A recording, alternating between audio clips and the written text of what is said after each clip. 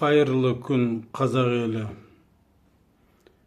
Біраздан бері әлеуметтік желіге шығуға уақыт болмай кино экспедицияда жүрмін ғой енді. Жұмыс істеп жатырмыз. Бүгін кеше түнде естім хабар. Сыр бойынан Жаңақорғаннан қаралы хабар жетті. Мүбәрәков Қамбарбек Амангелдіұлы дүниеден озды. Қамбармен етене жақын араластым.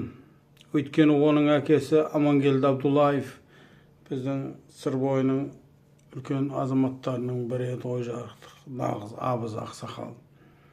Міне сол ақсақалмен сол кісі туралы дерек кино түсірген кезде біз кәдімгідей араласып, өзіміз бір Жаңақорғанның тумасы ретінде ғана емес, арғы бергі тарихымызға деген ортақ ниетіміз болғаннан соң шығар, Амангелді ағаның осы ұлы үлкені Бақытжан, Қамбар және үшінші ұлдың атын ұмыта беремін, ол прокурор, кішкентай Алмат қой енді. Ал айналайын, Абдуллаевтар әулеті қайғы түскен жеріне ауыр. Қамбардай азаматтың артында қалған ұрпақтарына қайғырып көңіл айтам. Алланың ісі. Енді ойшыл, нақты, ұйымдастырушылық қабілеті өте үлкен, жауапкершілігі бар, сондай азамат еді Қамбар. Енді бекем болыңыздар.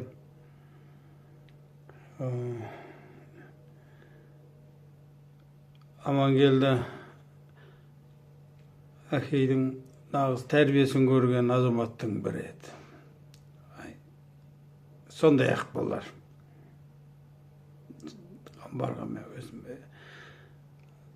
араласқан кезде осыны сезіндім. Жаңағы негізі ондай адамдармен бір тұрып бірге жүріп кәдімгі араласқан кезде осы тәнті болдым енді. Ал айналайын. Жатқан жерің жарық болсын. Елің аман болсын. Бәрінен де анамызға, үлкен анамызға ауыр ғой енді. Ой, жарықтық. Бір кем дүние. Аман сау болыңыздар.